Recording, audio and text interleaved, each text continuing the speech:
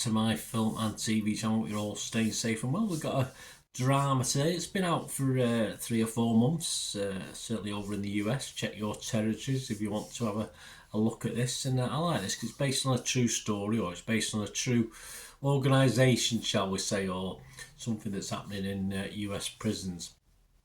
So we're going to have a quick look at something called Sing Sing. Yes, a 15 certificate, 107 minutes, directed by Greg Quedar, who co-wrote the screenplay and co-produced with Clint Bentley. And it's based on the real-life rehabilitation through the arts programme at Sing Sing Maximum Security Prison. The film centres on a group of incarcerated men involved in the creation of a theatrical stage show through the programme. Divine G is imprisoned at Sing Sing for a crime he didn't commit. Yeah, they all say that, don't they? Finds purpose by acting in a theatre group alongside other incarcerated men, including wary newcomer Clarence Macklin, in this stirring true story of resilience, humanity and the transformative power of art, starring an unforgettable ensemble cast of formerly incarcerated actors. Got a lot of incarceration here, isn't there? But yes, there are real actors and incarcerated actors, but we'll talk about that in a minute. The tagline for this is simply trust the process. So we'll have a look at that. Please push that subscribe button if you've not already done so. It'd be great to have you on board. Plus that bell notification. All these vlogs are coming out. I try and inform and entertain. And I do stuff on my football team, Manchester City, as well. So check that out, guys, if you get a chance, or if you know someone who might be interested if you're not yourself. But let's get back to this film and TV thing. Right, stars professional actors Coleman Domingo and Paul Raci, alongside many real-life formerly incarcerated men. Yes, it's the 4th time, is it?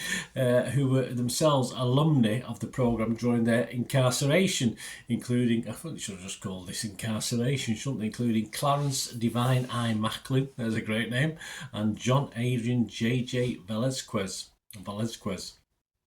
This was released in the United States on July the 12th, 2024. So it's been out, as I said, for July, August, September, October.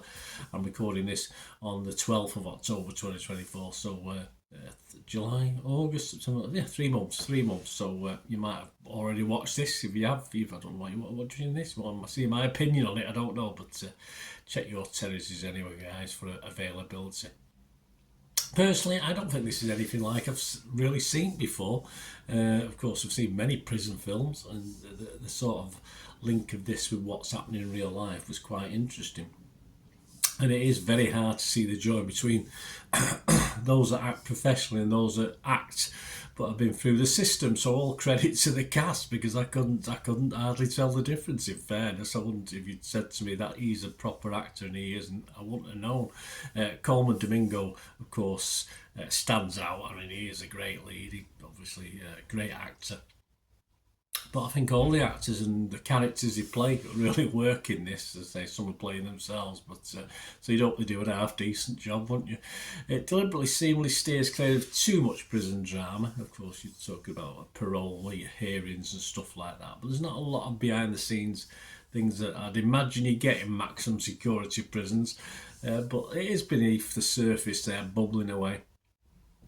And that perhaps adds to it, and it doesn't take anything away from the production values and the style of the film. I mean, I can imagine programmes like this not always being a smooth ride for the people taking it. Some people might go into it and obviously be disruptive. So it doesn't explore anything really negative within the programme itself, which is okay, it's fine, but is it real? Probably not, but it's still a film, of course. It's not based on a true story as such, but it's based on, as I said, a true organisation.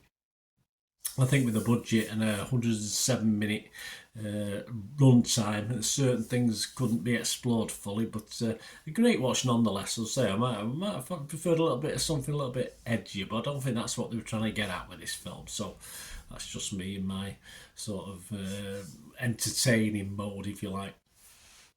Personally, it's a great thing, isn't it? I'm not sure if we have something similar in the UK. I hope so. I mean, we used to have concert parties for prisoners of war and stuff like that. But I can see the real benefits of this, and there's some nice actual footage as well at the very end of the film.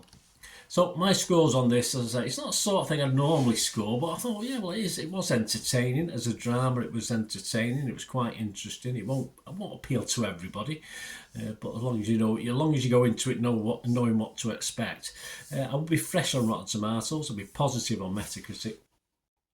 And I'm going to give it a 7 out of 10. I think this is well worth a 7 out of 10. I might go a little bit higher, but as I said, I just perhaps wanted something else to come out of this as well, which didn't happen. What about others? Well, Rotten Tomatoes, 8.7 out of 10. Quite impressive. That's 162 critics. The website consensus, a moving celebration of art's redemptive power, Sing Sing draws its ensemble emotion resonance from a never better Coleman Domingo and equally impressive ensemble players. I can't disagree with that. Metacritic 84 out of 100 based on 41 critics, 39 positive, 2 were mixed and none were negative. Helen O'Hara from Empire Film Magazine, brimming with compassion and punctuated by humour, she said. This is a moving look at prison and prisoners. It's both infuriating and inspirational to see so much beauty in such a harsh environment. Katie Stables from Total Film Magazine, she gave it 80 as well. She said, touching rather than touchy-feely. It's a high-stakes story with its fair share of fights, deaths and jail or joy tensions of parole hearings. Yeah, okay, that implies there's a lot of that, and there isn't really. If it's also a tad starry-eyed about drama as a cultural cure-all, Quedar's empathy for the life-battered inmates makes this a rare, graceful work, yes.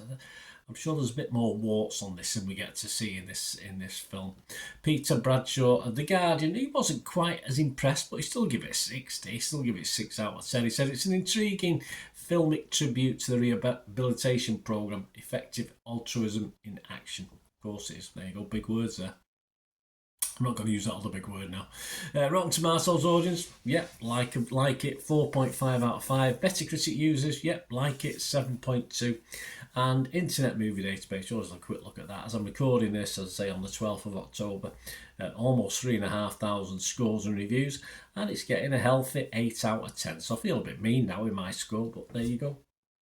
So there you go. Hope you enjoyed this. Hope you enjoyed this little review of the film. Let me know your thoughts on it, and it'd be great to hear from you. Right, a quick shout out before we go for my sponsors at the moment. Piat6505. They've got a little eBay shop. And they sell movie posters from the 1990s and 2000s. Some great films, some great actors. So please check the link in the comments section below, and you'll go straight to the shop. I dispatch everything between 24 and 48 hours, so if you see anything there, you want to order it, you can also mention my name. I mean, they are sponsoring me, so I do my little deal as well, so you can get 10% off if you buy anything. Just mention me, just say Bernard sent you, and they'll give you a 10% reduction on your order price. My thanks to Piat6505. If you're interested in sponsoring the channel yourselves, guys, supporting the channel by sponsorship, just let me know. My socials are on screen there, so just contact me about that and we can have a chat. Other ways to help me out, guys, if you watch the ads, if the ads on this YouTube ads, that helps in a very little way, but it all helps. It all, watch the pennies and pounds look after themselves, they say, don't they? Or the pennies or the 10p's look after themselves. But if you watch the ads or follow the links on the ads as well, that's always a nice way to support the channel. If you sort of hang on for it. I've done that. I watched other people's and followed the ads, just something I fancied, which does happen from time to time. Of course, you can support me by pushing that subscribe button as mentioned earlier, and that's of course pressing the button so you know when these vlogs are coming out. And of course I'm always interested in your opinions, and of course if you can give us a like, that'd be wonderful as well. So thanks for watching, guys. Hopefully I'll join you very, very soon with something else. Until we meet again, I'll never ask one thing, don't I? Please stay safe, everyone. Bye for now.